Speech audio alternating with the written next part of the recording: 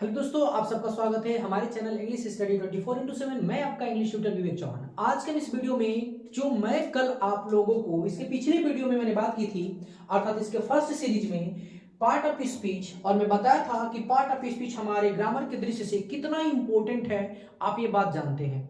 ठीक है, और मैं कल अर्थात कल की वीडियो में कह रहा हूं, मतलब जो इसका फर्स्ट सेशन था, तो उस फर्स्ट सेशन में मैंने आपको बताया था कि पार्ट ऑफ स्पीच किसे कहते हैं, फिर उसके बाद ये कितने प्रकार के होते हैं। सबसे पहले उसमें हम लोग टॉपिक को उठाए थे क्या, द नाउन। नाउन से हम लोग नाउन का इंट्रोडक्शन लिए थे। फिर उसके बाद हम लोग नाउन कितने प्रकार के होते हैं ये भी जाने, नाउन के अंतर्गत कितनी टॉपिक्स आती है, क्या क्या हमें पढ़ने होते हैं, वो चीज मैंने कल क्या किया था, पूरा डिटेल्स किया था। और उसमें मैं कल उस इंट्रोडक्शन के साथ में आपको एक प्रोनाउन भी पढ़ाया था। वो प्रॉपर क्या था, सॉरी वो प्रोनाउन कह रहे हैं, वो क्या करते हैं, नाउन। और कौन सा नाउन, तो हमारा क्या था, प्रॉपर नाउन था। ठीक है, आज के इस वीडियो में आप जानते हैं कि ये जो चीज हमारा पार्ट ऑफ स्पीच है, चाहे आपका एनडीए हो, सीडीएस हो, टीजीटी, पीजीटी या अदर एग्जाम, किसी भी एग्जाम की बात करते हैं, यदि पार्ट ऑफ स्पीच से क्वेश्चन ना पूछा जाए, ऐसा हो ही नहीं सकता, आप भी जानते हो। ठीक है, तो आइए हम लोग क्या करते हैं, सबसे इंपॉर्टेंट अपने टॉपिक के बारे में बात करते हैं जो हमारे अगर एग्जाम के लिए भी बहुत इंपॉर्टेंट है। और आज हम लोग बात करेंगे दो नाउन्स पे।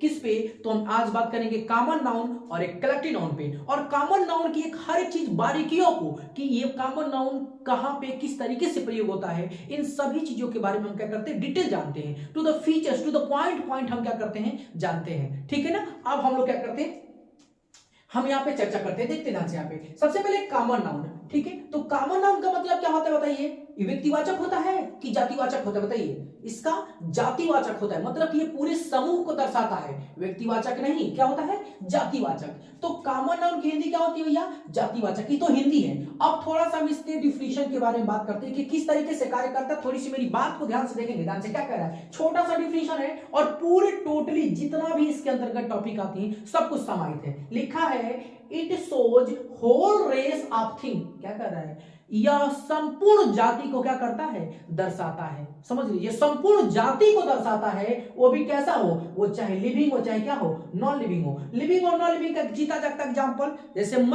मेरा नाम मतलब क्या है, विवेक है, तो ये तो प्रॉपर हो गया। लेकिन मैं यदि क्या हूं, एज ए टीचर, कौन सा नाउन हो जाएगा, कॉमन नाउन हो जाएगा, होगा।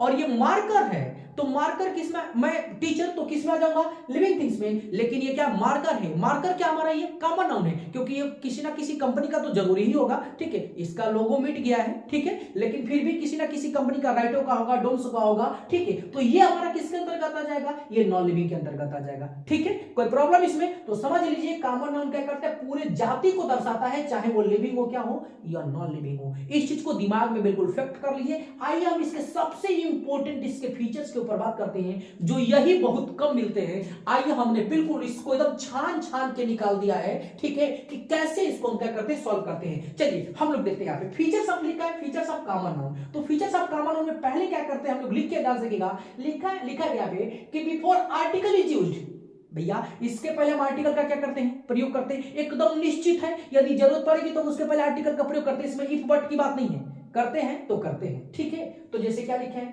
बिफोर आर्टिकल इज यूज्ड, आ जाइए क्या होगा, बॉय का क्या होगा बता दो, बॉय का यदि हम इसको पहले आर्टिकल लगाना चाहे तो क्या होगा, ए बॉय हो जाएगा। यदि टीचर है तो टीचर के पहले आर्टिकल में लगा, क्या लगा, द टीचर लगाया। मैं अभी सिंगल वर्ड के भी एग्जांपल ले रहा हूं, घबराना नहीं है। जब मैं प्रैक्टिस सेट करूंगा तो वहां पे आपको पता चलेगा कि क्यों लिया था सिंगल वर्ड का डिफिनेशन। ठीक है ना, इसके पीछे कारण है। ठीक है, मैं कारण आपको स्पष्ट कर दूंगा कब, जब हम इसे नाउन से रिलेटेड जब क्या करेंगे, एमसीक्यू करेंगे, या जो हमारा इरर पार्ट वाले जो सेंटेंस होते हैं, ठीक है ना, उसको हम करते हैं, चाहे कोई भी ग्रामर का हिस्सा करेंगे। ठीक है, और वहां पे जो नाउन की जो रिक्वायरमेंट होगी तो आपको पता चलेगा कि क्यों मैं सिंगल वर्ड लिया था। ठीक है, ठीक है ना। अब बात करते हैं, दूसरे नंबर पे लिखा है, it's make appear only and only. याद रख लीजिए भैया, पूरे ग्रामर में एकदम निश्चित है कि केवल और केवल जो बहुवचन बनाए जाते हैं, एक वचन से जो बहुवचन बनाए जाते हैं, किसके बनते हैं, केवल और किसके बताइए, ये कॉमन नाउन के बनते हैं। भैया याद रख लेना, सिर्फ और सिर्फ किसके बनते हैं, कॉमन नाउन के। जैसे लिखा हूं, बॉय का क्या होगा, बॉयज हो जाएगा, माउस का क्या हो जाएगा, माइस हो जाएगा, जू का क्या होगा, जूज हो जाएगा। ये रूल्स है। आप जानते हैं कि काइंड्स ऑफ नाउन के अंतर्गत 4 पॉइंट्स थी। पहला क्या था, काइंड्स था, दूसरा क्या था, जेंडर, नंबर और पोसेसिव केस। तो ये नंबर की ही बात कर रहे हैं। जो पूरा नंबर हम बनाएंगे, जितना भी नंबर हम बनाएंगे एक वचन से बहुवचन, वो किसका बनेगा, सिर्फ कॉमन नाउन का बनेगा। एक चीज दिमाग में इसको फिट कर लीजिए। देखिए जब आप सिलेबस जानते रहोगे ना कि इसको कहां से बना है, किस तरीके से बना है, तो एग्जाम के क्वेश्चन सॉल्व करने में कोई प्रॉब्लम नहीं होगी, एकदम निश्चित है। ठीक है, आइए नेक्स्ट पॉइंट हम लोग बात करते हैं। लेकिन it's make gender only and only, अब ये भी याद रख लीजिए, केवल और केवल कॉमन नाउन का ही क्या बनता है, जेंडर बनता है। मतलब कि जेंडर बनने का मतलब कि जैसे मैं बॉय, ठीक है ना, लड़का, तो मेरी शादी मतलब लड़की किसी होगी बताओ, लड़की से होगी ना। तो मतलब कि बॉय का क्या होता है, ये बॉय मेल है तो इसका फीमेल क्या होगा, गर्ल हो जाएगा। ठीक है, मोंक है तो क्या हो जाएगा, इसका नन हो जाएगा। मतलब कि एकदम बिल्कुल आसान तरीके से बना सकते हैं। ठीक है ना, कोई प्रॉब्लम इसमें, एक चीज याद रख लीजिएगा, तो इसके जेंडर बनेंगे। ठीक है, हाँ याद, एक चीज मतलब क्या रखेंगे, याद रखें। चलिए ठीक है, थोड़ा समय इधर उधर हो गया।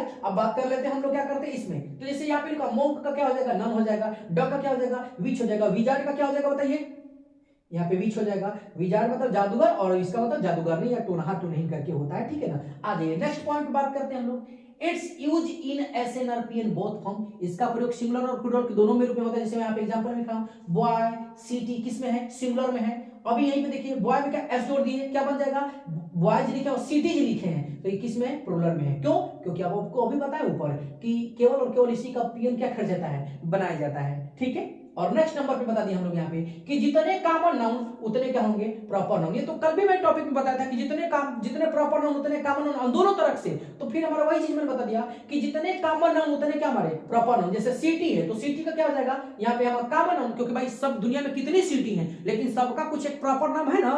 ठीक है, जैसे रसरा है, बलिया है। ठीक है, इस तरीके से। तो सिटी में हम रसरा से बिलोंग करते तो हम रसरा से कह दिए। ठीक है ना, जैसे सिटी, तो सिटी का हमारा होता है ये रसरा हो जाएगा। कोई प्रॉब्लम इसमें, बात समझ गई। तो इस फीचर्स को आप बिल्कुल एकदम टू द पॉइंट, या मतलब कि इसको बिल्कुल समझ लीजिए और जान लीजिए, उसके बाद आपका एक भी क्वेश्चन वंचित नहीं होने वाले हैं। ठीक है, इसमें कोई दिक्कत होगी एक बार फिर पुनः क्या करेगा, वीडियो को रिवाइज करेगा, देखिएगा। कोई दिक्कत होगी कमेंट बॉक्स में कमेंट कर लेना। आई बात समझ में। चलिए हम लोग नेक्स्ट बात करते हैं फीचर्स की, कलेक्टिव नाउन की। किसकी बात करते हैं, कलेक्टिव नाउन। तो कलेक्टिव नाउन किसे कहते हैं भाई, नाम से ही स्पष्ट है कि कलेक्टिव का मतलब क्या होता है, समूह होता है। ठीक है, फिर वही बात आ जाएगी हमारी डिफिनेशन में आ जाएगी। भाई देखो ध्यान से, हमारी क्या यहाँ पे डिफिनेशन में आ जाएगी, मैंने यहाँ पे बताया है। ठीक है ना, तो लिखा है कि इट शोज, क्या लिखा है, it's show collection of thing. फिर पॉइंट आ गई कि यह क्या कर रहा है, कलेक्शन ऑफ थिंग, क्या कर रही है, वस्तुओं को। मतलब कि ऑफ थिंग में कैसा होगा, या तो लिविंग होगा या क्या होगा, नॉन लिविंग होगा। मैं आपको बार बार बताऊं कि देखो डिफिनेशन जो है इसमें इनकम्प्लीट नहीं है, पूरा कंप्लीटेड है। उसके बाद इसमें इफ बट की बात ही नहीं है। ठीक है,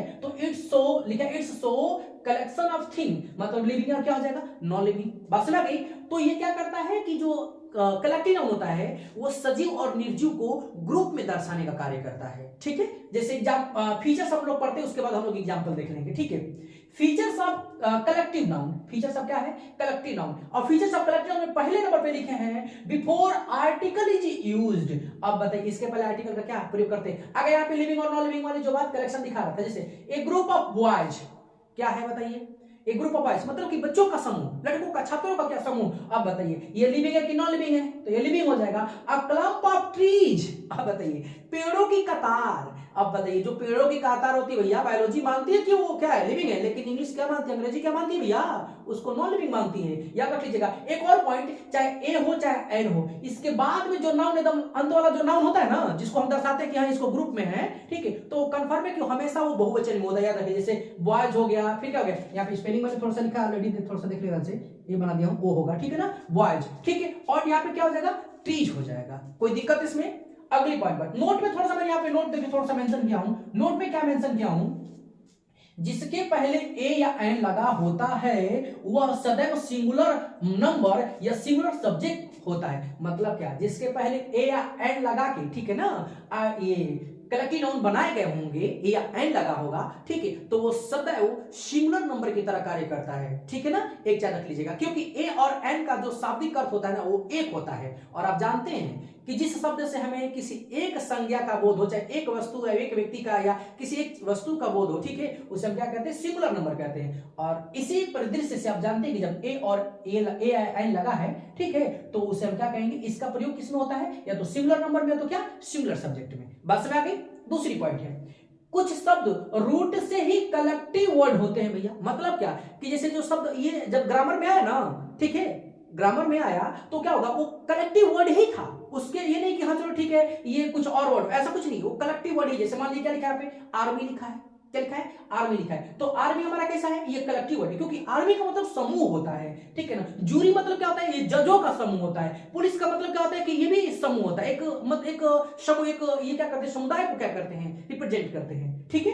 हाँ, यहां पे एक और चीज आपको थोड़ी सी बात बतानी पड़ेगी मुझे, कि यह सिंगुलर और प्लूरल दोनों की तरह कार्य करता है। मैं नीचे वाला नोट्स में लिखा हूं फीचर्स में, इट्स यूज इन एसएनपीएन फॉर्म। जैसे मान लीजिए कि इसका प्रयोग क्या, सिंगुलर और प्लूरल दोनों में प्रयोग होते हैं। कैसे, जिस सेंटेंस में इट्स होगा वो सिंगुलर की तरह कार्य करेगा, और जिसमें देयर होगा वो किसकी तरह, प्लूरल की तरह कार्य करेगा। आइए हम एग्जांपल के माध्यम से समझते हैं। लिखा है कि the jury were divided in their opinions. इसका मतलब जानते हो क्या है, कि जितने जो ये जज है ना, वो अपने जो अपना मत दिए हैं सभी लोग क्या अलग अलग दिए हैं। अब भैया जूरी का मतलब होता है कि जजों का समूह, ठीक है। कोई आप लाइव टेलीकास्ट देखते हैं उसमें एक जज नहीं होते, 2-3 होते हैं, ठीक है। तो अपना बारी बारी से क्या कर रहे हैं, वो अपना मत दे रहे हैं कि हाँ नहीं आपका ठीक रहा, अच्छा रहा, वेल डन, मतलब इस तरीके का परफॉर्मेंस आपका क्या रहा, अच्छा रहा, ठीक है। तो उस स्थिति में क्या होता है कि वहां पे जो हम प्रयोग करते हैं तो वहां पे देर, क्योंकि वो अलग अलग दे रहे हैं, एक से जूरी का मतलब जजों का समूह है, सीधी सी बात है।